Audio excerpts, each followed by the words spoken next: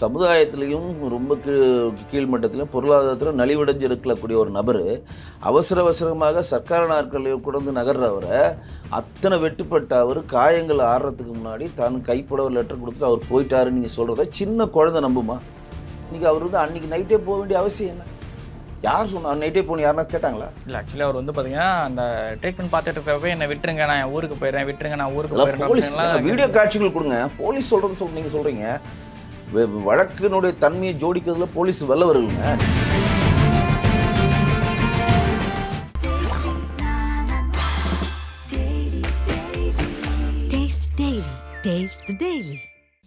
அவ்வளோ வெட்டுப்பட்டவன், நடக்க முடியாத கண்டிஷனில் இருக்கவன் அவசரமாக வெட்டு வாங்கி ராஜீவ்காந்தி மருத்துவமனையில் சேர்ந்த உடனேயே கைப்பட லெட்டர் கொடுத்து நான் சொந்த ஊருக்கு போயிட்டேன் அப்படின்னு சொல்கிறான்னா, அப்போ இந்த அரசாங்கம் எதை மறைக்கிறது சொல்லுவதா?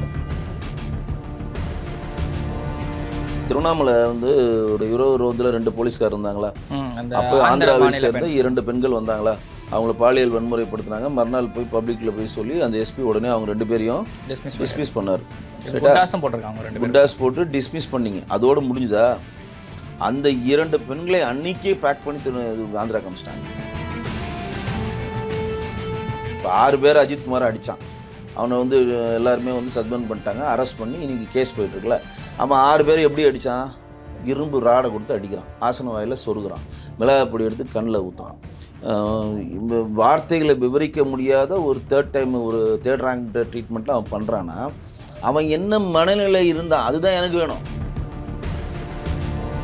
போலீஸை வந்து ஒருத்தர் கத்தியை வச்சு மிரட்டுறான் ஒரு மாவட்டத்தில். அதுக்கு உடனே வந்து அங்கே இருக்கக்கூடிய உயர் போலீஸ் அதிகாரி என்ன பேட்டி கொடுக்குறாரு? அவன் போதை உட்பட்ட மாதிரி தெரியல, மனநிலை பாதிக்கப்பட்ட மாதிரி தெரிகிறான் அப்படின்னு சொல்லி மாற்றுறாங்க. நல்லா தெரிஞ்சுங்க. இப்போ எப்போதுமே வந்து போதை உட்பட்டு அவன் செஞ்சேன்னு சொன்னால் அவங்க சட்ட ஒழுங்கு அங்கே இல்லைன்றது போலீஸ்க்கு மைனஸ்னால் ஆட்டோமேட்டிக்காக மாண்பு முதலமைச்சருக்கு மைனஸ் ஆகிடுவார். அப்போ இவங்க எப்படி திசை மாற்றுறாங்க பாருங்க. இடைநிலை ஆசிரியர்களை அரெஸ்ட் பண்ணிவிட்டு மண்டபம் கிடைக்காம ஒரு நாள் ஃபுல்லாக சுற்றிட்டு வண்டி மாநகர பேருந்து ஒரு நாள் ஃபுல்லாக சென்னையை சுற்றிக்கிட்டே இருக்குது. காலிலேருந்து சாயங்காலம் வரையும் சுற்றிட்டு ஒரு இடத்துல சாயங்காலம் நம்ம ஒரு தூரமாக இறக்கி விட்டு போகுதுன்னா இது என்ன மாதிரி பண்பு எனக்கு புரியல. இது இங்கே இருக்கக்கூடிய போலீஸ் அதிகாரிகள் வந்து நீ வந்து ஒரு தூய்மை பணியாளர்களை நைட் ஒரு வேண்டாம் அடித்து எது பிதிக்கி உள்ளே தள்ளுறியே, அவனும் ஒன்று மாதிரி ஒரு எம்ப்ளாயி தானே. உங்ககிட்ட சங்கம் இல்லை, அவனுக்கு சங்கம் இருக்குது. அவன் வந்து திடீர்னு வந்து எனக்கு டபுள் போனஸ் கொடு, எனக்கு வந்து டபுள் இன்க்ரிமெண்ட் கொடு நான் சொல்கிறான். நீ என்ன வாக்குறுதி கொடுத்தி அதை நிறைவேற்றி தானே கேட்குறான். நெல் கொள்முதல் வந்து ஆகலை, டெல்டா மாவட்டத்தில் ஆகலைன்னு சொல்லிட்டு இன்றைக்கி ஒட்டுமொத்த மீடியாவையும் தன் பார்வைக்கு கொண்டு வந்து எடப்பாடி அவர்கள் தானே. அதுக்கு முன்னாடி நமக்கு தெரியாது, நம்ம இங்கே உட்காந்துருக்கோம். டெல்டா மாவட்டத்துக்கு அவர் போய் சுற்றுப்பயணம் பண்ணுறாரு. இவ்வளோ நெல்கள் கிட்டத்தட்ட வந்து 25 லட்சம் ஹெக்டேர் மெட்ரிக் டன் நெற்கள் வந்து வீணாயிடுச்சு அப்படின்ற ஒரு செய்தியே ஒவ்வொரு விவசாயிக்கு ஒரு வருத்த தரதாக சொல்கிறத ஒவ்வொரு தமிழனுக்குமே அது வருத்த தரக்கூடிய செய்தி தான். இங்கு பிணத்துக்கு வாக்கரிசி போகிற அவங்களை நான் தேர்ந்தெடுக்கல. இங்கே எந்த பிணமும் விழக்கூடாதுன்னு தான் உங்களை தேர்ந்தெடுத்திருக்கோம். வருமுன் காப்பு தான் அரசாங்கம்.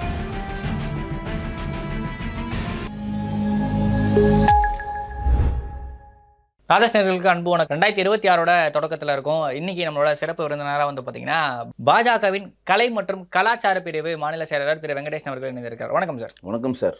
சார், அரசியல் அடுத்த பரபரப்பை நோக்கி நகர்ந்து கொண்டே இருக்கிறது. அமித்ஷாவின் வருகை, என்னென்ன விஷயங்கள்லாம் வந்து அமித்ஷா வந்து பண்ண போகிறார் தமிழகத்தில் வந்து வலிமையான பூத்தை வந்து நம்ம கட்டமைச்சிருக்கோம். அதற்கான விஷயங்கள் அவரோட சொல்லப்பட்டிருக்கு. ஏன்னா இன்றைக்கி வந்து வலிமையான பூத்தில் பார்த்தீங்கன்னா முதல்ல திமுகவும், 2வது அஇஅதிமுகவும், 3வது பிஜேபி இருக்காங்க. இன்றைக்கி வந்து தேர்தலில் வெற்றி எடுப்பதற்கு வந்து பேசிக்கான ஒரு விஷயம் வேணும்னா பூத் வலிமையாக இருக்கணும். இது என் பூத் வலிமையான பூத்துன்னு ஒவ்வொரு காரியகர்த்தாவும் சொல்லணுன்றதான் பாஜகவுடைய தாரக மந்திரம். பாஜகவில் இருக்கக்கூடிய பெரிய லீடர்ஸ், குறிப்பாக சொல்லப்போனால் மோடிஜி அவர்களும் திரு அமித்ஷா அவர்களும் யார் பெரிய லீடர்ஸ் இருக்காங்களோ அவர்கள் கூட இப்போ கூட அவங்க கிளையில் இருக்கக்கூடிய பூத்தில் பூர்த்தி, அதாவது தகுதி பெற்ற பூத்தாக அவங்க மாற்றணும். இதுதான் பேசிக். யாருக்கு சொல்கிறேன்? பிரதமருக்கே சொல்கிறேன், உள்துறை அமைச்சருக்கே சொல்கிறேன். இப்போ எனக்கு என்னோடய பூத் 53னா என்னுடைய பூத்தை வந்து தகுதி பெற்ற பூத்தாக நான் மாற்றுவேன். தகுதி பெற்ற பூத்தாக நான் ஒரு 50 பேரை சேர்ப்பேன், ப்ளஸ் ஒரு 15லேருந்து 20 நிர்வாகிகளை நியமிப்பேன். ஒரு தெருவுக்கும் ஒரு 2 தெருவுக்கு ஒரு ஆளாக வந்து பொறுப்பாளராக போட்டு அந்த தெருவில் இருக்க மைக்ரோ லெவலுக்கான இது கேம்பெயின் இது.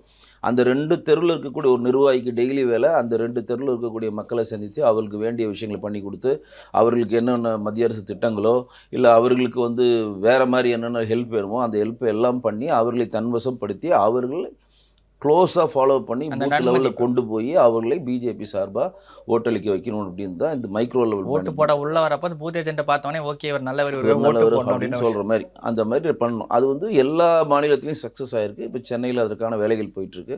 அது சம்மந்தமான ஒரு விஷயங்கள் ப்ளஸ் வந்து இப்போ நம்ம நயினார் அவர்களுடைய சுற்றுப்பயணத்துடைய நிறைவு விழா அது ஒன்று வருது. பொங்கல் விழா 30 விழாவாக இன்றைக்கி வந்து புதுக்கோட்டையில் வந்து பண்ணுறாங்க. மறுநாள் காலைல 2000 பேர் வந்து பங்குக்கு போடுற பொங்கல் விழாவை திருச்சியில் பண்ணுறாங்க. திருச்சியில் ஒரு இராணுவ மைதானத்தில் பண்ணுறாங்க. அதற்கு முதல் நாள் நைட்டு புதுக்கோட்டையில் வந்து நாயனார் அவர்களுடைய வெற்றி பயணத்தினுடைய நிறைவு விழா பண்ணுறாங்க. இதில் தேசிய ஜனநாயக கூட்டணி கட்சியை சேர்ந்த மாற்று கட்சியினை சேர்ந்தவர்களாம் யாரும் பங்கு பெறலை. இது முழுக்க முழுக்க பிஜேபி சார்பாக நடத்தப்பட்ட ஃபங்க்ஷன்னால இதில் பண்ணுறாங்க. மோடிஜி அவர்கள் வந்து பொங்கலுக்கு வர மாதிரி ஒரு திட்டங்கள் இருக்குது.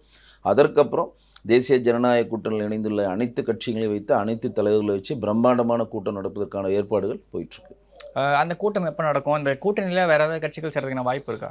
இல்லை, இப்போ வந்து தேசிய ஜனநாயக கூட்டணியில் இருக்கிறது வந்து லேட்டஸ்ட்டாக சேர்ந்து ஃபார்வர்ட் பிளாக்னுடைய கதிரவன் சேர்ந்திருக்காரு. மற்றபடி வந்து இப்போ 2024 தேர்தலில் யார் யார் இருந்தாங்களோ அவங்களாம் அப்படியே இருக்கிறாங்க. ஜேகே பாரிவேந்தர் அப்படியே இருக்கார். ஏசி சண்முகம் இருக்கார். அப்புறம் வந்து தமிழ் மாநில காங்கிரஸ் இருக்கிறாங்க.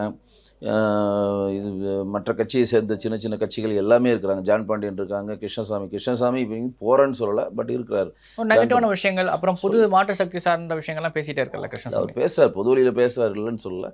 இப்போ ஜான் பாண்டியன் இருக்கிற அதே மாதிரி நம்ம சொல்கிறது வந்து நாங்கள் இந்த கூட்டணி விட்டு வெளியேறி விட்டோம். இப்போ தினகரனும் ஓபிஎஸ் என்ன சொன்னாங்க? வெளியே போயிட்டோம். காட்டுமன்னார் கோயிலில் தினகரன் சொன்னார், தேசிய ஜனநாயக கூட்டணி என்ஏ அடிச்சு நாங்கள் வெளியே போகிறோம் அப்படின்னு ஓப்பனாக சொல்லிட்டாங்க. ஓபிஎஸ் பன்ருட்டி வந்து வெளியே வந்து சொல்லிட்டார், எங்களுடைய உரிமை மீட்பு கழகம் வந்து நாங்கள் என்டிஏ கூட்டணிலேருந்து வெளியேறோம் அப்படின்னு சொல்லிட்டாங்க. அந்த மாதிரி இப்போ நான் சொன்ன லீடர்ஸ் யாருமே பொது வழியில் இதுவரை வைக்காத வரையும் அவங்க தேசிய ஜனநாயக கூட்டணியில் அங்கத்தினர் தான் பார்க்க போகிறாங்க. Okay sir.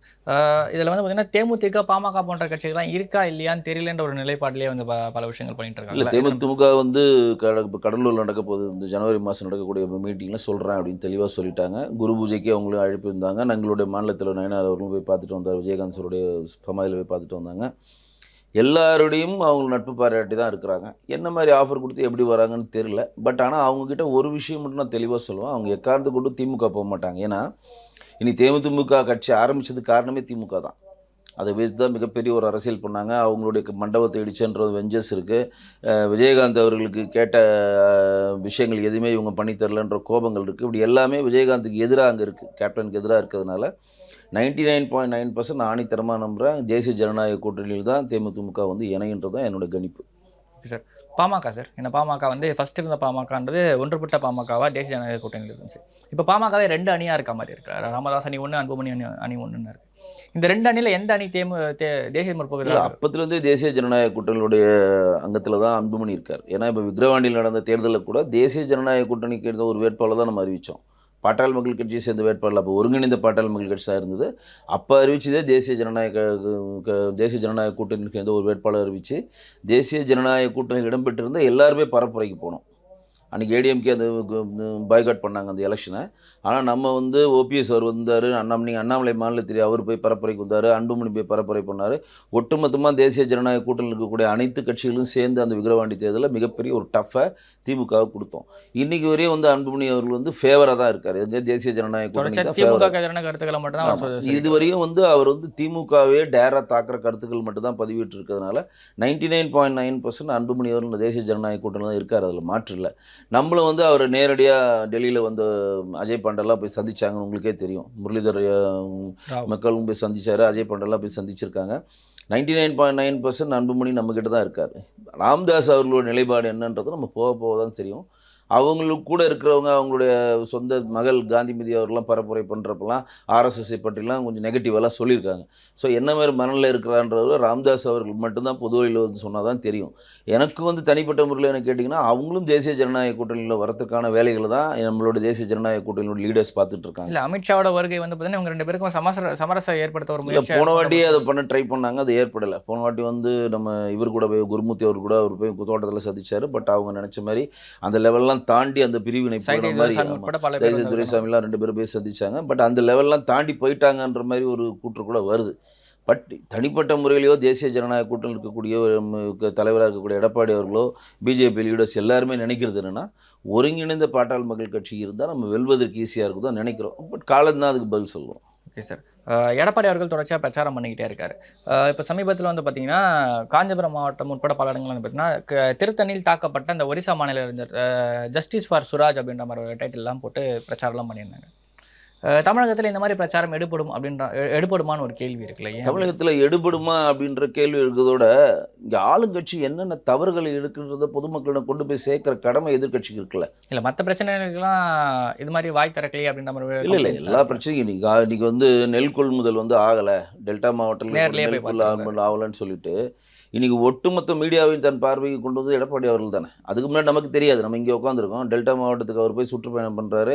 இவ்வளோ நெல்கள் கிட்டத்தட்ட வந்து 12 லட்சம் இப்போ டன். 25 லட்சம் ஹெக்டேர் மெட்ரிக் டன் நெற்கள் வந்து வீணாயிடுச்சு அப்படின்ற ஒரு செய்தியே ஒவ்வொரு விவசாயிக்கு ஒரு வருத்தம் தரதாக சொல்கிறத ஒவ்வொரு தமிழனுக்குமே அது வருத்தம் தரக்கூடிய செய்தி தான். இதையெல்லாம் பொதுமக்களிடம் எடுத்து போட்டு போய் சேர்க்குற கடமை தான் எடப்பாடி அவர்களுடைய கடமை. அதை வந்து ரொம்ப மிக கச்சிதமாக செய்கிறார். இதில் வந்து அரசியலோ அவியலோ பண்ண வேண்டிய வேலை இல்லை. சுராஜ் தாக்கப்பட்டது உண்மை, மாற்று இல்லை. அதை வந்து தாக்கியவர் 3 சிறார்கள், ஒருத்தர் வந்து ஒரு மாற்றுத்திறனாளி பையன், அவனுக்கு ஜாமீன் 4 பேருமே செய்கிறார்கள், அதில் ஒருத்தர் மாற்றுத்திறனாளி பையன்.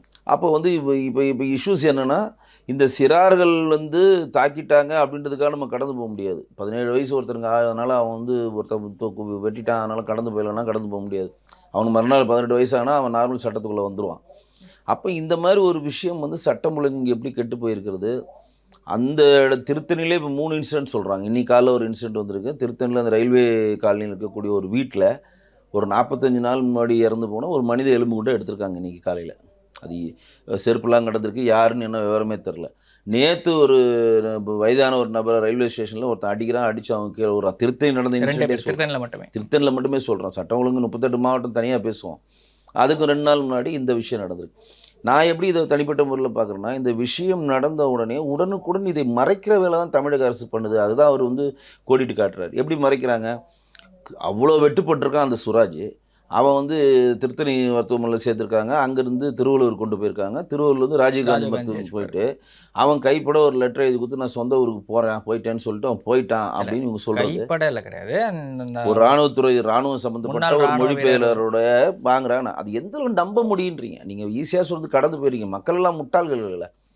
அவ்வளோ வெட்டுப்பட்டவன், நடக்க முடியாத கண்டிஷனில் இருக்கவன், அவசரமாக வெட்டு வாங்கி ராஜீவ்காந்தி மருத்துவமனையில் சேர்ந்த உடனேயே கைப்பட லெட்டர் கொடுத்து நான் சொந்த ஊருக்கு போயிட்டேன் அப்படின்னு சொல்கிறான்னா, அப்போ இந்த அரசாங்கம் எதை மறைக்கிறது சொல்லுவதா? இல்லை, அவர் இன்செக்யூராக ஃபீல் பண்ணுறப்போ அவர் கேட்குற விஷயத்தை நம்ம பண்ண வேண்டிய இன்செக்யூராக நீங்கள் எப்படி ஃபீல் பண்ணுவீங்க? நீங்கள் இன்றைக்கி அவர் இருந்தாருன்னா, இங்கே தமிழக அரசு என்ன ஃபீல் பண்ணுதுன்னா, அவர் இங்கே இருந்தாருன்னா ஒட்டுமொத்த தமிழக கட்சியினுடைய தலைவர், அரசியல் எதிர்க்கட்சி தலைவர்களும் அங்கே போய் நிற்பாங்க, அவங்ககிட்ட நிற்பாங்க, அவனுக்கான நிவாரணம் கொடுப்பாங்க, அவனுக்கான பரிதாபத்தை ஷேர் பண்ணுவாங்க, அவன் குடும்பத்துக்கு வேண்டியது செய்வாங்க, அவனுக்கான ஃபெசிலிட்டிஸ் பண்ணி தருவாங்க. அவனுக்கு ஏன் அப்படி நினைந்துன்ற விஷயத்தை தைரியம் பேசும் பொருளாக ஆக்குவாங்க. இந்த பேசும் பொருளாக ஆக்குறது வந்து போலீஸ்க்கு வந்து அவர் அவமரியாக இருக்கும். இங்கே இருக்கக்கூடிய அரசாங்கத்துக்கு ஒரு அசிங்கமாக இருக்குன்ற ஒரே காரணத்துக்காக தான் மாண்புக்கு போலீஸுடைய மந்திரியாக இருக்கக்கூடிய மு.க. ஸ்டாலின் அவர்கள் இதை செஞ்சுறாரு. நேரடியாக சொல்கிறேன். அதுக்கு இன்னொரு இன்சிடென்ட் சொல்கிறேன். திருவண்ணாமலை வந்து ஒரு 20 ரோந்தில் 2 போலீஸ்கார் இருந்தாங்களா? அப்போ ஆந்திராவை சேர்ந்த 2 பெண்கள் வந்தாங்களா? அவங்கள பாலியல் வன்முறைப்படுத்தினாங்க. மறுநாள் போய் பப்ளிக்கில் போய் சொல்லி அந்த எஸ்பி உடனே அவங்க 2 பேரையும் டிஸ்மிஸ் பண்ணார். குண்டாஸ் போட்டு டிஸ்மிஸ் பண்ணிங்க. அதோடு முடிஞ்சுதா? அந்த 2 பெண்களை அன்னைக்கே பேக் பண்ணி ஆந்திரா காமிச்சிட்டாங்க. நல்லா கேட்டுக்கோங்க. அந்த 2 பெண்மணியை பப்ளிக்கில் யாரையும் சந்திக்க விடல. அதில் வந்து ஒரு பெண்மைக்கு வந்து மைனராக இருந்தால் கூட நீங்கள் சொல்கிறத நான் ஏற்றுப்பேன். ஆனால் அந்த பொண்ணும் மேஜர் தான், அவங்க அம்மாவும் மேஜர் தான். அப்போ அந்த 2 பெண்மணிகளுக்கு என்ன நேருதுன்றதை இங்கே கூட எதிர்க்கட்சிகள் போய் நேரடியாக சந்தித்து அவங்களுடைய விஷயங்களை கேட்டோ, அவங்களுக்கு வேண்டிய உதவிகளை செய்தோ, இங்கே என்ன மாதிரி போலீஸ் துறை செயல்படுகிறது, இங்கே வந்து கஞ்சா குடிக்கையா வந்து யார் இவன் திருத்தணியில் இவன் வெட்டுறான், அங்கே போலீஸ்காரன் கஞ்சா குடிச்சா அந்த வேலையை பண்ணுறான். இல்லை, கஞ்சாவோட இன்ஃப்ளூயன்ஸ் இருந்ததா தெரியல, அதுக்கான ட்ரேசஸ் இல்லைன்னு சொன்னால் அசராக்காருக்கு வந்து சொல்லுவார். நேற்று கூட ஒருத்தன் அடிக்கிறான், ஒரு போலீஸை வந்து ஒருத்தர் கத்தியை வச்சு மிரட்டுறான் ஒரு மாவட்டத்தில். அதுக்கு உடனே வந்து அங்கே இருக்கக்கூடிய உயர் போலீஸ் அதிகாரி என்ன பேட்டி கொடுக்குறாரு, அவன் போதை உட்பட்ட மாதிரி தெரியல, மனநிலை பாதிக்கப்பட்ட மாதிரி தெரிகிறான் அப்படின்னு சொல்லி மாற்றுறாங்க. நல்லா தெரிஞ்சுங்க. இப்போ எப்போதுமே வந்து போதை உட்பட்டு அவன் செஞ்சேன்னு சொன்னால் அவங்க சட்டம் ஒழுங்கு அங்கே இல்லைன்றது போலீஸ்க்கு மைனஸ்னால் ஆட்டோமேட்டிக்காக மாண்பு முதலமைச்சருக்கு மைனஸ் ஆகிடுவார். அப்போ இவங்க எப்படி திசை மாற்றுறாங்க பாருங்கள். அந்த பையன் போதை உட்கொள்ள இப்போ கூட அஸ்ராக்காக்கு என்ன சொன்னார், திருத்தணி மேட்டரில் ஏதோ கொஞ்சம் போதை போட்டிருக்காங்க, அது என்னன்னு கண்டுபிடிக்கிறோம். ஏதோ கொஞ்சம் போதை போட்டவன அவ்வளோ ஆர்கு மூர்க்கத்தனமாக வெட்டுறான். ஒன்றும் மெத்தபேட்டின் போடணும், இல்லை கொக்கைன் பண்ணணும், இல்லை பெருங்கொண்ட கஜா போட்டால் தானே ஒன்று தண்ணியிலே மறைப்பீங்க. ஒரு தண்ணியிலே மறந்தவங்க தானே இப்படி வெட்ட முடியும், வேறு யாரெல்லாம் வெட்ட முடியல. ஒரு நார்மலாக கூடிய ஒரு குவார்டர் அடிச்சுலாம் ஒருத்தர் இப்படி வெட்டுவானாங்க, சரிட்டா? அப்போ இந்த இன்சிடெண்ட் இப்போ லேட்டஸ்ட்டாக இந்த மாவட்டத்தில் நடந்த இன்சிடெண்ட் கூட ஒருத்தன் கத்தியை வச்சு சுழட்டுறான் ஒருத்தன், யாரை? போலீஸை. அந்த போலீஸ் பெல்ட் எடுத்து அவனை அடிக்க போகிறாரு. பப்ளிக்கும் வேடிக்கை பார்க்குறான், ஏன்னா கத்தி வச்சுருக்கான் குத்திடுவான்னு சொல்லிட்டு. என்ன காரணம்னு சொல்லி அவனை அரெஸ்ட் பண்ணி செக் பண்ணி விட்டுறப்போ அவன் மனநிலை பாதிக்கப்பட்ட மாதிரி தெரியுது. அவன் போதைப் பொருள் யூஸ் பண்ணல சொல்லி இவங்க சர்டிஃபிகேட் பண்ணுறாங்க. சர்டிஃபிகேட் பண்ண வேண்டியது யாருன்னா குற்றவாளிகள் எல்லாம் இந்த மாதிரி பிளான் பண்ணி தப்பிக்க வச்சாங்க அப்படின்னா அது நாளைக்கு வந்து சட்டம் ஒழுங்கு வந்து ப்ராப்ளம் வரும். சட்டம் ஒழுங்கு பிரச்சனை தாங்க வரும். இப்போ இங்கே இருக்கக்கூடிய நீங்கள் ஒரு சின்ன இன்சிடென்ட் சொன்னால் உங்களுக்கு புரியும். நார்மலாக நீங்கள் ஒரு போலீஸ் ஸ்டேஷனில் போய்ட்டு உங்கள் வண்டியை காரணம் ஒரு கம்ப்ளைண்ட் கொடுத்தீங்கன்னா அந்த கம்ப்ளைண்ட்டை முதல்ல எடுக்க மாட்டாங்க. நீங்கள் மறுபடியும் தேடி பாருங்கள் அப்படின்னு சொல்லி உங்களுக்கு திருப்பி அனுப்புவாங்க. மறுபடியும் போய் நீங்கள் ப்ரெஷர் பண்ணி கம்ப்ளைண்ட் கொடுத்தீங்கன்னா சரி நான் என்னென்னு பார்த்து சொல்கிறேன் அப்படின்வாங்க. அது இதுவே ஒரு மாதம் கடந்து திருப்பி நீங்கள் போனீங்கன்னா உங்களுக்கு வந்து வண்டி நம்பர் கூட இன்சூரன்ஸ் என்ன அதெல்லாம் அந்த டீட்டெயில்ஸ்லாம் வாங்கிட்டு மறுபடியும் கொஞ்சம் டைம் கேட்பாங்க. இந்த வண்டி நீங்கள் கம்ப்ளைண்ட் ரைஸ் பண்ணி வண்டி நான் ட்ரேசபிள்னு எஃப்ஐஆர் காப்பி வாங்கினா தான் உங்களுக்கு கிளைம் கிட்ட போக முடியும். அதாவது நான் ட்ரேசபிளில் வாங்கி நீங்கள் இன்சூரன்ஸ் கிளைம் பண்ணலாம். அதற்கு முன்னாடி சிஎஸ்ஆர்னு ஒன்று வாங்கணும். அதாவது நீங்கள் கம்ப்ளைண்ட் நான் கம்ப்ளைண்ட் கொடுத்துருக்கேன், அதுக்கு நீங்கள் வந்து எனக்கு வந்து ஒரு அக்னாலஜ்மெண்ட் கொடுங்கன்னு சொல்லி சிஎஸ்ஆர் கொடுப்போம். ஆனால் காவல் நிலையங்களில் அந்த சிஎஸ்ஆர் உங்களுக்கு கொடுக்கவே மாட்டான். நிறைய பேருக்கு அது தெரியாது. ஒரு சில இடங்களில் தரது தெரியல, பல இடங்களில் தராங்க. எஃப்ஐஆர் ஃபைல் பண்ணுறதை டிலே பண்ணுறாங்க, சிஎஸ்ஆர் பண்ணி கொடுத்துருவாங்க. இல்லை அது ஏன் கொடுக்க மாட்டான்றது ஒரு இண்டிப்பான்னு சொல்லிடுறேன். ஏன்னா சிஎஸ்ஆர் பதிவாயிடுச்சுன்னா இந்த இடத்துல இந்த பகுதிக்கு உட்பட்ட இடத்துல இந்த பொருள் காணாமல் போயிருக்கு அப்படின்னு ஒருத்தர் கம்ப்ளைண்ட் பண்ணது கமிஷன் ஆஃபீஸர் ரெஜிஸ்டர் ஆகிடும், ரைட்டா? அப்போ உன்னுடைய வட்டாரத்தில் உன்னுடைய ஜாகிரிஃபல் லிமிட்டுக்குள்ளே ஒரு 100 பேர் சிஎஸ்ஆர் கொடுத்தாங்கன்னா 100 வண்டி காணும். அப்போ நீ பேட்ரோல் பண்ணல, நீ வேலை செய்யலை, திருடங்களுக்கு ஈஸியாக உலக வராங்க. இந்த இடத்துல நிறைய வண்டி காணாமல் போகுது, இந்த இடத்துல நிறைய கொலைகள் நடக்குது. சொல்கிற பாயிண்ட் புரியுதுங்களா? நீங்கள் அது ரெஜிஸ்டர் ஆகிடுச்சுன்னா அங்கே ரெஜிஸ்டர் கிராஃப் ஏறுறப்ப அவங்களுக்கு ப்ரொமோஷனை பாதிக்கும். அங்கே இருக்கக்கூடிய ஸ்டேஷனில் இருக்க ஒவ்வொருத்தரும் கூட ப்ரொமோஷன் பாதிக்கும். அந்த ரெஸ்பான்சிபிள் அந்த டைம்ல எஸ்ஐயோ இவங்க எல்லாரும் கிரைம் ரேட்டை நீங்கள் பேப்பர் வைஸ் காட்டிட்டா நீங்கள் மாட்டிப்பீங்க. இல்லை ஆனால் அந்த வகையில் வந்து பார்த்தீங்கன்னா தமிழ்நாட்டில் இந்த மாதிரி ரெஜிஸ்டர் ஆகலன்ற கம்ப்ளைண்ட்ஸ்லாம் கம்மி தானே. ஏன்னா ஏதாவது ஒரு விஷயம் சிஎஸ்ஆர்லாம் ஃபைல் பண்ணாங்கன்னா உடனே பண்ணி அந்த நியர்பைல சிசிடிவிலாம் இது பண்ணி 24 ஹவர்ஸ்லேருந்து 36 ஹவர்ஸ்க்குள்ள அதை கண்டுபிடிக்கிற வாய்ப்புகள்லாம் அதிகமாக. சொல்கிறது வந்து கம்ப்ளைண்ட்டுக்கு வந்து முக்கியமாக உடனடியாக ஆக்ஷன் எடுக்கிறப்ப கற்பழிப்பு வந்துடுவாங்க, கொலைக்கு வந்துடுவாங்க. இது ரெண்டுமே கம்பல்சரி ஆக்ஷன் எடுத்துவாங்க. ஏன்னா சட்டம் ஒழுங்கு பிரச்சனை வந்துடும். மற்றது எல்லாம் வந்து மெத்ததனை போக்காக தான் போகும் ஸ்டேஷன். ரீசெண்டாக முந்தானத்து கூட ஒரு ஆட்டோவில் ஏறின ஒரு நம்பர் வந்து 500 ரூபாய் சேஞ்ச் வாங்க கொடுத்தாரு. அந்த கள்ளக்குறிச்சியில் நடந்த சம்பவம் அது. அவர் ஆட்டோக்கார் சேஞ்ச் வாங்கிட்டு வரதுக்குள்ளே இந்த ஆட்டோவில் இருந்த நபர் வந்து அந்த ஆட்டோவை கடத்திட்டு போயிட்டு டிவிகேக்கு தமிழக வெற்றிக்கிழமெலாம் ஸ்டிக்கர் கிக்கர்லாம் அடித்து மாற்றிட்டு இது பண்ணியிருக்காங்க. மறுநாள் ஸ்டிக்கர்லாம் மாற்றி இருந்தீங்கன்னா அந்த ஆட்டோவை ட்ரேஸ் பண்ணி எடுத்தாங்க. நம்பர்லாம் மாற்றி. நான் சொல்கிற திருட்டு சொல்கிறீங்கம்மா நீங்கள்.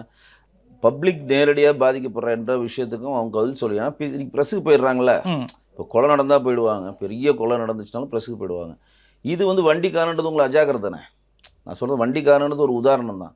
இதெல்லாம் சட்டத்தின் படிலாம் அவங்க கிரைம் ரேட் ஏறுனால அதுக்கு நீங்கள் அழைக்க பல இடங்களில் போலீஸார் இந்த மாதிரி கம்ப்ளைண்ட் பண்ண போகிறவங்ககிட்டயே அதாவது நோ பார்க்கிங்கோட 2 சாவி இருக்கா, வண்டி டியூ கட்டினியா, எல்லாமே அடமான வச்சியா, இந்த மாதிரியான கேள்விகள் கேட்டு நோ கடிக்கிறாங்க கம்ப்ளைண்ட்ஸ். நான் சொல்கிறது அதெல்லாம் விட்டுருங்க, அது ரொம்ப டீப்பாக போனால் பெரிய விஷயம். கிரைம் ரேட்டை பேப்பர் வைஸ் ஏற்ற எந்த ஸ்டேஷனும் ரெடி கிடையாது. இதுதான் என்னோட பதிவு. குறிப்பாக அது மட்டும் இல்லாமல் கஞ்சா ரிலேட்டடான ஒரு கம்ப்ளைண்ட்டுன்னு போய் சொன்னாலுமே வந்து பார்த்தீங்கன்னா போதையில் மட்டும் மென்ஷன் பண்ணுங்க, கஞ்சான்ற வார்த்தையை கம்ப்ளைண்ட்டில் மென்ஷன் பண்ணாதீங்க அப்படின்ற விஷயம் வந்து சொல்கிறாங்க. ஏன்னா போதைன்னா அது ஒரு ஆக்ட், கஞ்சான்னு மென்ஷன் பண்ணிங்கன்னா பெரிய ஆக்ட். போதையில் ஆக்டில் நீங்கள் அரெஸ்ட் பண்ணிங்கன்னா நான் பெயிலில் போயிடுவீங்க, பெயிலே கிடையாது உங்களுக்கு. கஞ்சா நீங்கள் அரெஸ்ட் பண்ணிங்கன்னா, கொக்கைன் கஞ்சான்னு பண்ணிங்கன்னா இப்போ நீங்கள் வந்து கஞ்சா சாப்பிட்றது ஒரு விஷயம், நீங்கள் சாப்பிட்றதுக்கு ஒரு 2 கிலோ வச்சுருந்தீங்கன்னா நீங்கள் பெரிய குற்றவாளி. இப்போ ஸ்ரீகாந்த் அதில் தான் மாட்டிகிட்டு இருக்காரு. நீங்கள் 2 கிலோ வச்சுருந்தீங்கன்னா அவன் எப்படி திசை திருப்புவான்? அந்த 2 கிலோ நீ சாப்பிட போறியா, அப்போ நீ வியாபாரம் பண்ணுற, நீ கெடுக்கிறதுலாம் மற்றவனுக்கு கெடுக்கிறேன்னு சொல்லி கேஸ் ஸ்ட்ராங் ஆகும். அப்போ நான் பெயில் ஆக்டில் போய் மாட்டுவீங்க. இப்போ ஸ்ரீகாந்த் ஆல்மோஸ்ட் 1 மாதம் உள்ளன்னு தானே வந்தார் அவர், நடிகர் ஸ்ரீகாந்த். இப்போ இஷ்யூஸ் என்னென்னா, இங்கே இருக்கக்கூடிய குற்றச்செயல் நடந்துருச்சு, அதை பொதுமக்களிடம் எடப்பாடி பழனிசாமி எதிர்க்கட்சி தலைவர் இருக்கக்கூடிய சொல்கிறாங்க. அப்படின்றப்ப இந்த குற்றத்தை நடந்துருச்சுன்னு ஒத்துக்காமல் அதை பூசி முழுகிற வேலை தான் இங்கே இருக்கக்கூடிய அரசாங்கம் பண்ணுன்னு நான் நேரடியாக குற்றச்சாட்டுறேன். ஏன் அப்படின்னா, திருவண்ணாமலையில் பாதிக்கப்பட்ட அந்த 2 பெண்களை ப்ரெஸ்ஸே சந்திக்கல. அவங்க கருப்பா சிவப்பா தெரியாது, அவங்க பாதிக்கப்பட்டிருக்காங்க. ரேப் விக்டிம் வந்து டிஸ்கஸ் பண்ணக்கூடாதுன்ற மாதிரி விஷயங்கள் இருக்குங்க, நான் ஒத்துக்கிறேங்க. மூஞ்ச நீங்கள் வந்து வாட்டர் ப்ரூஃப் பண்ணி பாட்டலாம் ஒன்று, அதில் ஒருத்தங்க தான் மைனர், ஒருத்தங்க மேஜர் தான். அந்த அம்மா வந்து பொது வழியில் வந்து சொல்லலாம், என்னோட குழந்தைக்கு இது நேர்ந்துச்சு, அவங்க விருப்பப்பட்டதான் அதையும் சொல்ல முடியும். விருப்பப்படாதப்ப நம்ம இந்த கேள்வியெல்லாம் வந்து பதில் அவங்க சொல்லணுங்க. அவங்க தான் அன்றைக்கே பேக் ஆகிட்டாங்களே. நான் சொல்கிற பாயிண்ட் என்ன சொல்ல வரேன்னா, இந்த விஷயம் நடந்து இப்போ ப்ரெஸ்ஸோ எதிர்க்கட்சி தலைவரோ இங்கே இருக்கக்கூடிய மாற்றுக் கட்சியினரோ அதற்கான நிவாரணத்தை அவங்களுக்கு கொடுக்க கொடுக்கலான்னு போகிறப்போ அவங்க இல்லை. எங்கன்னா அவங்க ஊருக்கு போயிட்டாங்க. யார் ஊருக்கு அனுப்பிச்சது? போலீஸ் அதிகாரி ப்ரெஷர் பண்ணி அனுப்பிச்சிட்டாங்க. நாங்கள் கேஸ் போட்டோம், அவனை கைது பண்ணிட்டோம், நீங்கள் போங்க, நாங்கள் உங்களுக்கு கூப்பிட்றப்போ வாங்கன்னு சொல்லி அவங்கள பேக் பண்ணிட்டாங்க. உங்கள் ஸ்க்ரீன்லேருந்து எடுத்துட்டாங்க. இப்போ அதே தான் இங்கே சுராஜ் கதையும் சொல்ல வரும். அதுதான் இது வந்து உங்களுக்கு கம்பேர் பண்ணுறேன். அவ்வளோ வெட்டுப்பட்டவன், நடக்க முடியாதவன், சக்கர நாற்காலியில் வரவன், இப்போ வந்து அவன் பான்வதி சுல்லஸ்மூனு ஒட்டுமொத்த ஒடிசா அரசாங்கத்தில் கூட பெரிய பெரிய ஐஏஎஸ் அதிகாரிலாம் வந்துட்டாங்க, அவனை கூட்டு போகுதுன்னா கூட நம்ம ஏற்றுப்போம். ஏர் ஆம்புலன்ஸ் வச்சு ஹெலிகாப்டரில் கூட்டு போகிறான்னா கூட ஏற்றுப்போம். அவனே வந்து பிழப்பு தேடிக்கு சுற்றிட்டு இருக்காரு. சாதாரண ஒரு 2 மாசமா எந்த ஒரு வேலையும் இல்லாமல் சுற்றிட்டு இருக்காரு. அப்போ சமுதாயத்திலையும் ரொம்ப கீழ்மட்டத்திலையும் பொருளாதாரத்திலும் நலிவடைஞ்சு இருக்கக்கூடிய ஒரு நபர் அவசர அவசரமாக சர்க்கார நாட்களில் கொண்டு நகர்றவரை அத்தனை வெட்டுப்பட்ட அவர் காயங்கள் ஆடுறதுக்கு முன்னாடி தான் கைப்பட ஒரு லெட்டர் கொடுத்துட்டு அவர் போயிட்டாருன்னு நீங்கள் சொல்கிறத சின்ன குழந்தை நம்புமா? இதுதானே கேள்வி வைக்கிறோம். அப்போ திருவண்ணாமலையில் நடந்ததும் இதுவும் என்னென்னா அவங்களுடைய சட்டம் ஒழுங்குடைய மைனஸ் ரேஷியோவை வெளியில் காட்டக்கூடாதுன்றக்காக ஸ்டாப் பண்ணோம். அதை நான் எங்கே வந்து சட்டம் ஒழுங்கு நல்லா இருக்குது, இங்கே பெருசாக வந்து கலவரம் இல்லை. ஏன்னா இதை நோக்கி எல்லா எதிர்கட்சியும் நகர்ந்துடும். இதை பேசும் பொருளாக ஆக்கும் 2 நாளாக. இதனுடைய சட்டம் ஒழுங்கு பிரச்சனை இதை காரணம் காட்டி பொது வெளியில் எல்லாம் பேசுவாங்கனால அந்த பிரச்சனையை மூடி மறைக்குது இந்த அரசாங்கம். ஆனால் எதிர்கட்சி தலைவர் மூடி மறைக்க முடியாது. இங்கே என்ன பிரச்சனைன்றதை பொது வெளியில் சொல்ல வேண்டியது அவர் கடமை இல்லை. அதுதான் மாண்புமிகு எதிர்க்கட்சி தலைவர் எடப்பாடி பழனிசாமி சொல்லி செய்கிறாரு. அதில் என்ன தவறு இருக்குது? நாங்கள் கேட்குறோம், சிராஜ் அவர் வெட்டிட்டாரு, நீங்கள் என்ன சொல்கிறீங்க? சிராஜ் வந்து வெட்டிட்டாங்கப்பா. யார் வெட்டினது? 4 பேர் வெட்டிட்டாங்கப்பா. 3 பேரை நாங்கள் செங்கல்பட்டு ஜெயிலில் சேர்த்துட்டோம்ப்பா. ஒருத்தனை ஜாமீன் கொடுத்தோம். அதோட என்ன சொல்லுமா அரசாங்கம்? எங்கள் வேலை முடிஞ்சிச்சு. நல்லா தெரிஞ்சுங்க, இது தயவுசெய்து புரிஞ்சுங்க. எங்கள் வேலை முடிஞ்சிருச்சு. வெட்டிட்டான், நாங்கள் என்ன பண்ண முடியும்? வெட்டிட்டான். ஏன் வெட்டினா? அவனுக்கு எப்படி கஞ்சாங்கிறது கிடச்சிது? கஞ்சாவை எங்கேருந்து பண்ணுறாங்க? 17 வயசில் அவன் கஞ்சா குடிக்கிற நிலைமைக்கு ஏன் தள்ளப்பட்டான்? நம்மளோட கல்வி முறையில் என்ன தப்பாக இருக்குது? அவங்க பெற்றோரை மீறி இவனுங்க பிள்ளைங்கன்னு எப்படி அலையிறாங்க? இவங்க ஏன் தொடர்ந்து இந்த மாதிரி பைத்தியக்காரத்தனமான வேலையை பண்ணி ரீல்ஸ் போடுறப்ப இங்கே இருக்கக்கூடிய தமிழ்நாடை சேர்ந்த ஒரு டிஜிட்டல் ஐடி விங்கு ஒன்று இருக்கும். தமிழ்நாடுடைய காவலத்துக்கு சம்பந்தமாக தனியாக ஒரு சைபர் நெட்வொர்க் இருக்கும். ஒரு சைபர் நெட்வொர்க்கை தனியாக வச்சு அவங்க ஆப்ரேட் பண்ணுவாங்க. அந்த சைபர் நெட்வொர்க் இந்த மாதிரி ஆட்களை ஏன் மானிட்டர் பண்ணல? கேள்வி எழுப்புமா இல்லையா? மானிட்டர் பண்ணி பிடிக்கிறதுல இப்போ கன்னியாகுமரி மாவட்டத்தில் வந்து பார்த்தீங்கன்னா ஒருத்தர் வந்து வீடியோ போகிறார் ஒரு 2 days. அது கம்ப்ளைண்ட் ஆச்சு. அது ஒருத்தர் இப்போ நீங்கள் அதான் கம்ப்ளைண்ட் ஆகாமல் அப்படியே கம்ப்ளைண்ட் ஆகி பிடிக்கிறதுக்கு நாங்கள் சைபர் நெட்வொர்க் கேட்கல. இந்த பேருக்கு இந்த கஞ்சா குடிக்கு 3 பேர் கொடுத்து வெட்டியிருக்கானுங்களே, இவங்களுடைய வீடியோஸ் 6 மாதமாக வேறு வேறு வீடியோஸ் ஒரு பெரியவர் இதே பேர் பண்ணியிருக்காங்க. நீங்கள் போய் பாருங்கள். அவங்க ஐடியில் போய் ஒரு இதே ட்ரெயினில் ஒரு பெரியவர் இதே பேர் மிரட்டி அடிக்க போனால் அந்த பெரியவர் ரியாக்ட் பண்ணாமல் இருக்காருன்னா அதெல்லாம் விட்டு போயிட்டானுங்க. இவன் ரியாக்ட் பண்ணிட்டான் சின்ன பையனால், சரிங்களா? அப்போ இந்த மாதிரி நடக்குன்றதை மானிட்டர் பண்ணுறது தான் இங்கே சைபர் கிரைம் இருக்குது. இப்போ இவங்க எப்படி தப்பிச்சிக்கிறாங்க? ஆமாங்க, கஞ்சா குடித்தாங்க, வெட்டிட்டாங்க. என் வயசு பார்த்தா 17 வயசுங்க, செங்கல்பட்டு சிறார் பள்ளியில் சேர்த்துட்டாங்க, சட்டப்படி எங்கள் வேலையை நாங்கள் செஞ்சிட்டோம். இப்படி தப்பிக்கிறதுக்கு இந்த அரசாங்கத்தை சொல்லலை. நம்ம நிறைய காணொலியில் சொல்கிறதே உங்களுக்கு திருப்பி சொல்ல விரும்புகிறேன். இங்கு பிணத்துக்கு வாக்கரிசி போகிற அவங்களை நான் தேர்ந்தெடுக்கலை. இங்கே எந்த பிணமும் விடக்கூடாதுன்னு தான் உங்களை தேர்ந்தெடுத்திருக்கோம். வருமுன் காப்பு தானே அரசாங்கம். அதுக்கு தானே காவல் நிலையம், அதுக்கு தானே சம்பளம் கொடுக்குறோம். இத்தனை சட்டமன்ற உறுப்பினர் தேர்ந்து வச்சிருக்கோம், நாடாளுமன்ற தேர்ந்து வச்சிருக்கோம், முனைக்கு முனை காவல் நிலையம் வச்சிருக்கோம், ஊர்காவலர் படை வச்சிருக்கோம், அந்த படை இந்த படம் எல்லா படையும் வச்சிருக்குது.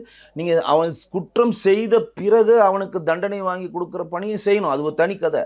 ஆனால் எல்லாத்துக்கும் நான் அப்படி பண்ணுவேன்றதை ஏற்றுக்க முடியாதுல்ல. இப்போ ஒன்றும் இல்லை, இப்போ சைபர் கிரைம்ஸு இந்த மாதிரி ஒரு மீடியாவில் ஒரு பெரியவரை இவங்க ட்ரெயினில் வச்சு இந்த மாதிரி கஞ்சா குடிக்க பண்ணுறாங்க அப்படின்றது ஆயிடுச்சுன்னா ஆட்டோமேட்டிக்காக அவங்க கம்ப்ளைண்ட் ரைஸ் ஆகும். நேராக ஸ்டேஷனில் போய் வார்னிங் கொடுக்கலாம். என்ன வார்னிங் கொடுக்கணும்? இந்த மாதிரி உங்கள் பசங்க பண்ணுறாங்க, ஒழுங்காக வச்சிங்களா, தூக்கி போடு, நொங்கிடுவோன்னு சொல்லி அவங்க பெற்றோர்கிட்ட வார்னிங் கொடுக்கலாம். அவங்களே கூப்பிட்டு வார்னிங் கொடுக்கலாம். ஆனால் இங்கே மானிட்டரே இல்லை. நீங்கள் காஷ்மீர் ஒரு உதாரணம் சொல்கிறேன். காங்கிரஸ் பீரியடில் காஷ்மீரில் யார் கல்லெறிஞ்சாலும் நீங்கள் வந்து இங்கே இருக்கக்கூடிய இராணுவ வீரர்கள் ப்ரொடெக்ட் தான் பண்ணணும். மூஞ்சில் அவங்க கல் போட்டாலும் வாங்கிக்கணும். ரூல் யார்? நம்ம சென்ட்ரல் கவர்மெண்ட் கொடுக்குற ரூல். அன்றைக்கி காங்கிரஸ் கொடுத்த ரூல். அமித்ஷா தான் அதை மாற்றினார். வந்துட்டு யாருன்னா வந்து கல்லடிச்சாங்கன்னா வார்னிங் கொடுங்க.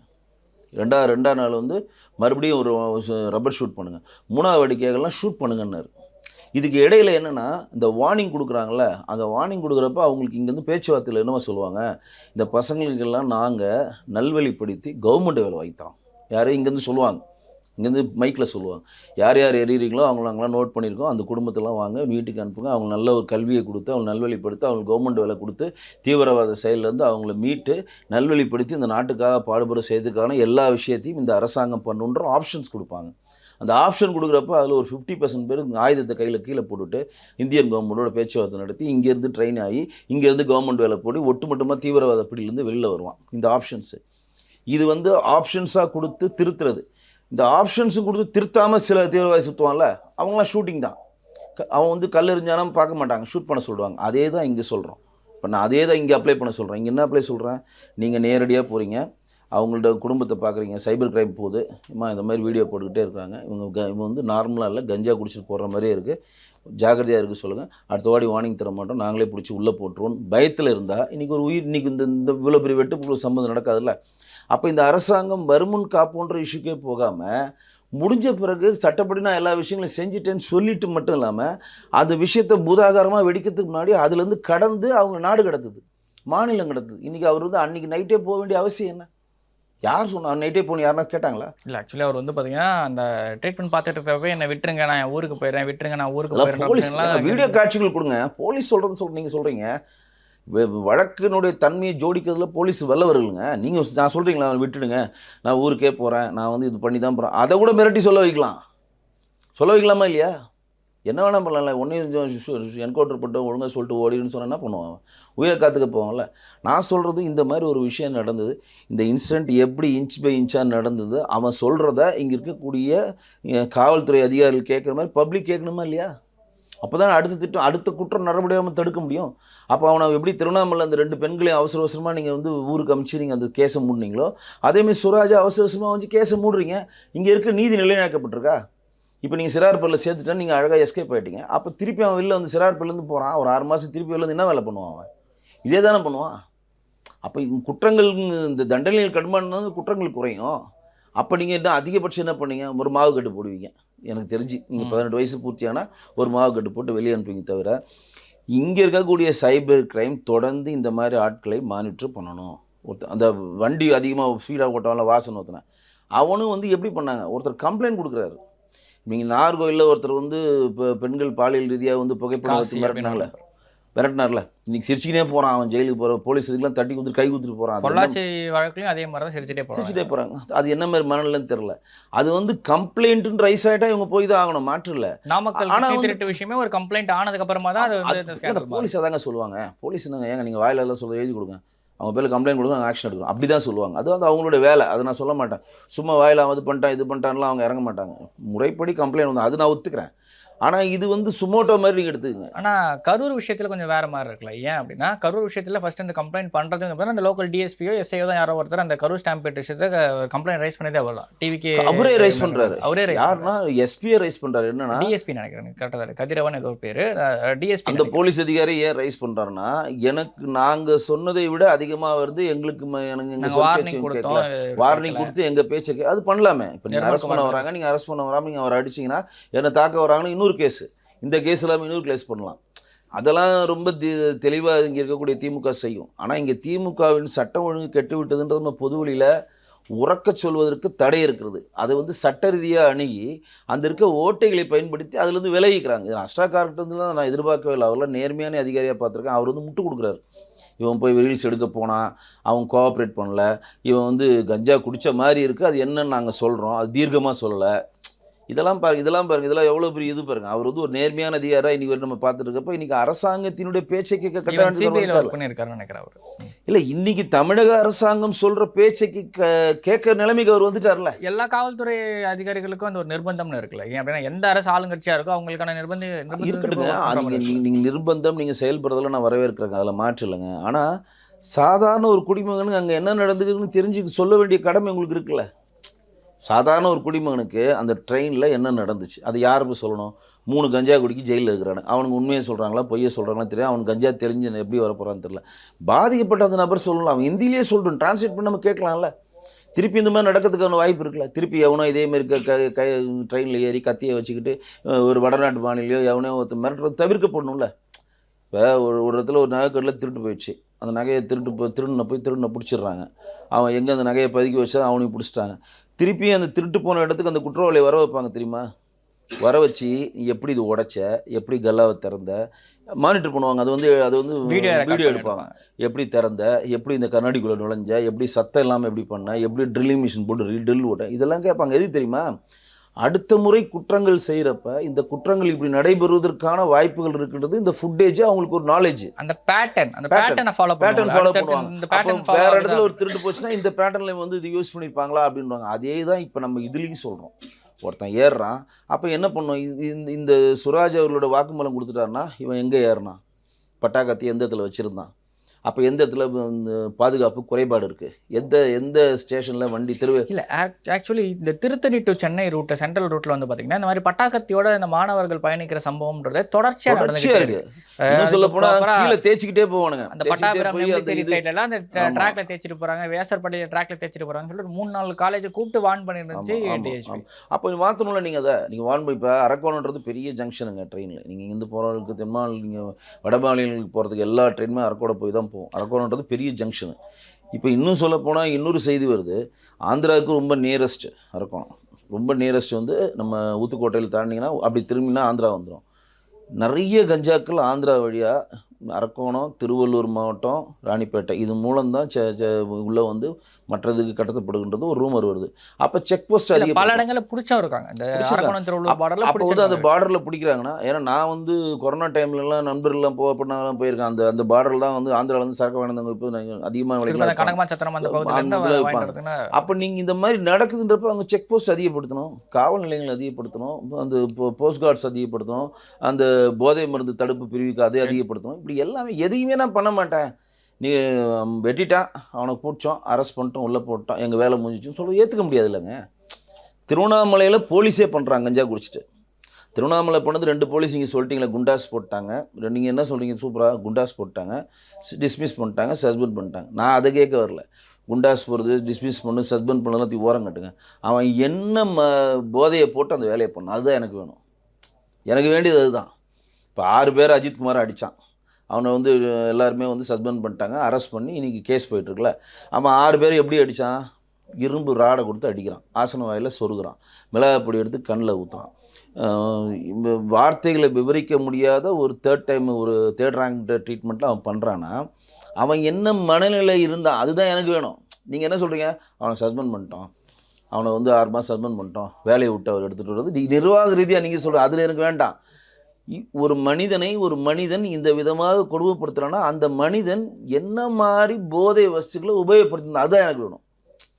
அவன் நார்மலாக தான் அப்படி பண்ணுவானா? சக மனுஷன் இவ்வளோ மிருகத்தனமா எப்படி ஒரு சக மனுஷனை ஒருத்தனை ஒரு வாட்டி அடிப்பேன், 2வது வாட்டி மயங்கி விழுந்தாலும் என்ன பண்ணுவேன், செத்துக்குது போயிட போகிறோம்டா, தூக்கூட தண்ணி வாங்கி கொடுயோ, இந்த மாதிரி பண்ணாது எப்போ இதான் லாஸ்ட் வாங்கி இதான் நம்மளோட இதாக இருக்கும். அப்போ 6 பேர் வந்து வெறி கொண்டு ராடை தூக்கி அடிக்கிறது, மேலே அப்படி போடுறது, ஐஸை கொத்துறது, கச்சி வச்சு கீறுறது, அவனோட வெட்டுங்காயில் விழவும் பண்ணுறது அப்படின்னா அப்போ அந்த 6 பேர் நிதானத்தில்ன்றது தெரியுதா?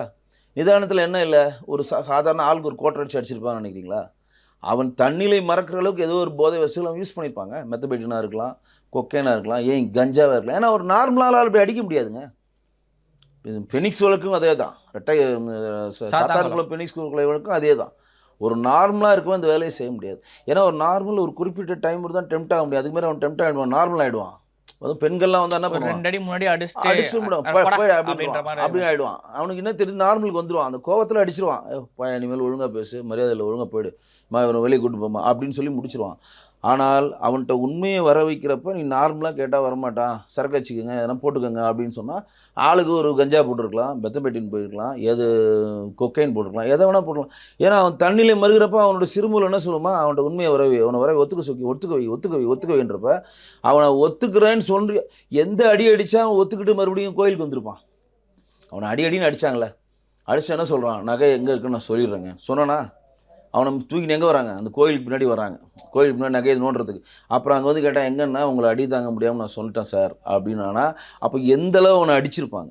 அப்போ நார்மலாக அவனோட சிறுமுல என்ன சொல்ல அடிக்கிறவனுக்கு, அவனை ஒத்துக்க வை சொன்னால் நீ ஒத்துக்கிறேன்னு சொல்கிற வரையும் அவனை அடிப்பான், எல்லா வித டார்ச்சர்லையும் அடிப்பான், விதவிதமான டார்ச்சரில் அடிப்பான். அப்போ அந்த 6 பேருக்கு நீங்கள் சஸ்பெண்ட் பண்ணதோ, அவனை வந்து வேலையை பணி நீக்கம் செய்கிறதோ, டோல் லோஸுக்கோ அது உங்களோட வச்சுக்கங்க. அந்த 6 பேர் என்ன மனநிலை வரான்னு பப்ளிக்கிட்ட சொல்லு. என்ன மனநிலை அவன் அடித்தான், அவன் ரியல் போலீஸ்காரனா இல்லை போதை வத்தில் யூஸ் பண்ணியிருந்தானா? திருவண்ணாமலையில் அந்த 2 பேருக்கும் பாலியல் வன்முறை பண்ணது உண்மையான போலீஸ்காரனா, நார்மலாக இருந்தானா, என்ன போதை வஸ்துகளை யூஸ் பண்ணான்? இங்கே இருக்க கஞ்சா குடிக்கு நார்மலாக இருந்தானா எந்த போதை வச்சு யூஸ் பண்ணுறான்? கேட்குறது புரியுதுங்களா? அப்போ திருவண்ணாமலையிலையும் அஜித்குமார் இருக்கக்கூடிய போலீஸை சேர்ந்த காவலில் பணிபுரிகிற காவலர்களே போதை வத்துக்களை யூஸ் பண்ணுறேன்னு சொன்னால் இங்கே சட்டம் ஒழுங்கு செத்து போச்சு. தடுக்க வேண்டிய நீங்களே அதை யூஸ் பண்ணால் ஏன் இங்கே ஒரு விரும்பாகத்தை நடக்கலையா? விரும்பாக ஸ்டேஷனில் ஒரு குறிப்பிட்ட அளவு இது பிடிக்கிறாங்க, கஞ்சா பிடிக்கிறாங்க, குறிப்பிட்ட அளவு கோர்ட்டில் கிடைக்கிறாங்க. ஒரு வாட்டி பிடிக்கிறப்போ ஒரு குறிப்பிட்ட அது தனித்தனியாக பேங்கிங் பண்ணி அதை வந்து ஒரு ஹெட் கான்ஸ்டபிள் எஸ் கான்ஸ்டபிள் தலைமையில் ஒன்று போட்டு ஒரு வாட்ஸ்அப் உருவாக்கி அவன் சேல் பண்ணுறான். இதெல்லாம் பேசு பொருள் ஆகலை. இங்கே ஆல்ரெடி ஏதோ ஒரு ஸ்டேஷனில் கஞ்சாவை எலி தின்னுடுச்சு. அது வந்து கோர்ட்டில் அது தனியாக பண்ணுவாங்க. அது எப்படி பண்ணுவாங்கன்னா, இப்போ நீங்கள் ஒரு இடத்துல போய் 20 கிலோ கஞ்சா பிடிக்கணும்னு வச்சிங்களேன், கோர்ட்டில் போய்ட்டு சப்மிட் பண்ணுவாங்க. சார் 20 கிலோ கஞ்சா பிடிச்சிட்டோம், இவனுக்கு நீங்கள் நான் பெயிலில் கொடுக்கணுன்னா பெயில் இல்லைன்னு சொல்லி வந்து போடுவாங்க. 3 மாதம் ட்ரையல் வரும். 3 மாதம் கழிச்சு ஃபஸ்ட்டு 15 நாள் ரிமாண்டு, அடுத்த 15 நாள் ரிமாண்டு, ஆட்டோமேட்டிக்காக இப்போ கோர்ட்டுக்கு வந்தாகணும். கோர்ட்டுக்கு வந்தவொன்னா நீ என்ன எஃப்ஐஆரில் எழுதியிருப்ப தெரியுமா? 20 கிலோ எழுதியிருப்ப. நீ என்ன எஃப்ஐஆரில் எழுதினியோ அந்த எஃப்ஐஆர் மேட்ச் ஆனால் தான் ஜட்ஜ் அதை ஒத்துக்கணும். அது அவருடைய ரூல். ஆமாம். அப்போ அவர் நீ மேட்ச் பண்ணுறப்ப 20 கிலோ போகிறப்ப நீ என்ன சொல்லு மேலே, ஐயா நான் வந்து என் ஃப்ரெண்டு வந்து இங்கே எதுவுமே கொடுக்க சொன்னார், யார் 2 கிலோ தான் இதில் இருந்துச்சு, இவங்க இது 20 கிலோ நீங்கள் எழுதிக்கிட்டாங்கன்னா அவன் பெல்ட்டி அடிப்பான். யார் கடத்தினவன்? இவங்களா எழுதிக்கிட்டாங்கய்யா, என் ஃப்ரெண்டு இது ஒரு பார்சல் அங்கே கொடுத்துருன்னு சொன்னான், என் கொரியர் நான் எதுவுமே கொடுத்தேன், அதில் கஞ்சான்னு எனக்கு தெரியாதுயான்னு சொல்லி அவன் அப்படியே கவுருவான்.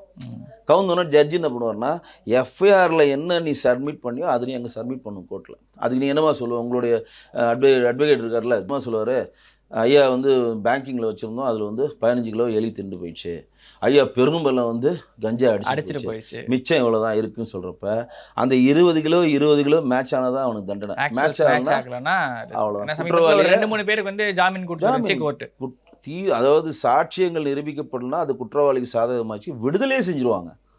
இது அவருக்கு யாருக்கு? போலீஸுக்கும் தெரியும். இந்த மாதிரி பொண்ணால் விடுதலை. ஒரு மெத்தனை போக்குன்றது ஏன் இருக்குன்னு யாரை கேட்குறது? இதெல்லாம் இங்கே இருக்கக்கூடிய இங்கே டிஜிபி இல்லை, நீங்கள் யாரை போய் கேட்பீங்க?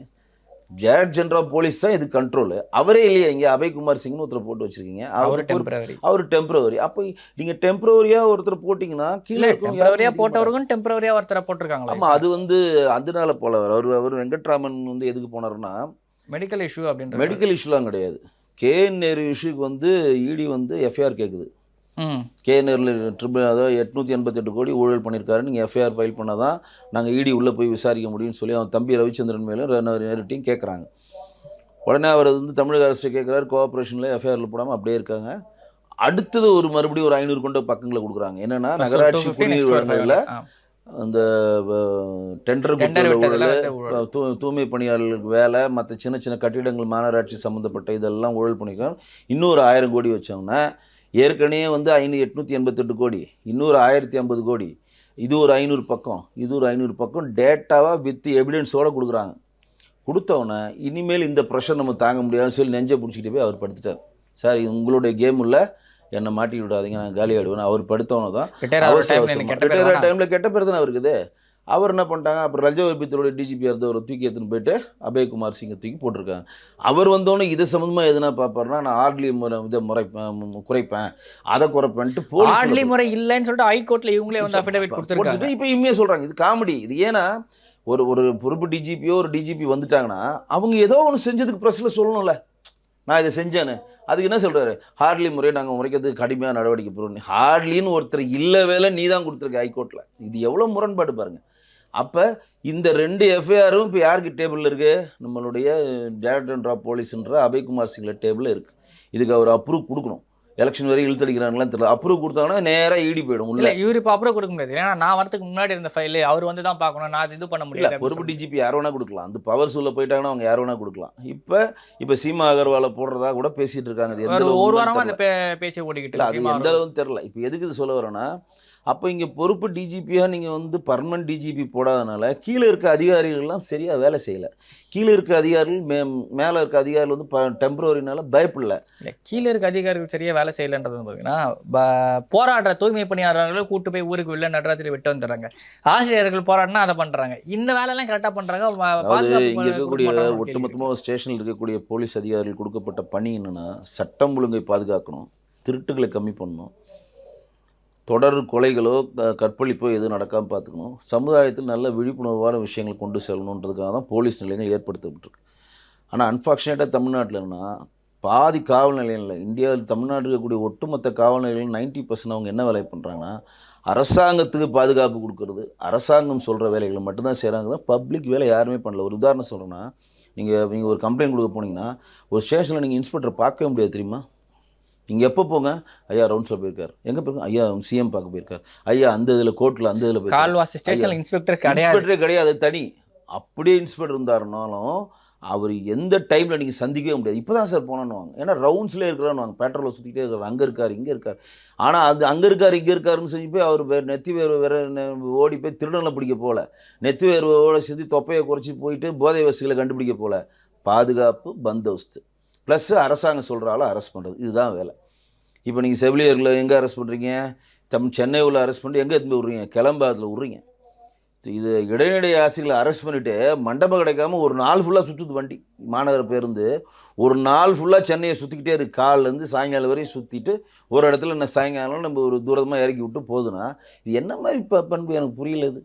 அப்போ இங்கே இருக்கக்கூடிய போலீஸ் அதிகாரிகள் வந்து நீ வந்து ஒரு தூய்மை பணியாளர்கள் நைட் ஒரு வேண்டாம் அடித்து எதுவுமே பிதிக்கி உள்ளே தள்ளுறியே, அவனும் உன்ன மாதிரி ஒரு எம்ப்ளாயி தானே, உங்ககிட்ட சங்கம் இல்லை, அவனுக்கு சங்கம் இருக்குது.